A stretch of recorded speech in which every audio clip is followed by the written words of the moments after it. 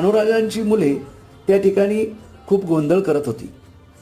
पांडुरंगाने महाराजांची परीक्षा पाहण्यासाठी जिथे अजिबात शांतता नाही तिथे मी भोजन करत नाही असे सांगून भोजनास नकार दिला. कान्होराज महाराजांना आपल्या मुलांचा खूप राग आला. त्यांनी मुलांना धरले आणि घराशेजारी असलेल्या आडात नेऊन टाकले आणि अतिथी रूपी देवाला त्यांनी भोजनाचा आग्रह केला.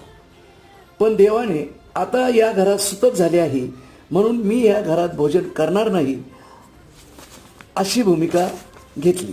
यावर कानोपाटकांनी आपल्या मुलांची नावे घेऊन हाक मारली असता ती मुले एक एक करून वर येऊ लागली. हे पाहून देवाने आपले खरे स्वरूप प्रगट केले आणि कान्होराजांना दर्शन दिले. याप्रमाणे अनेक आख्यायिका महाराजांच्या बाबतीत सांगितल्या जातात.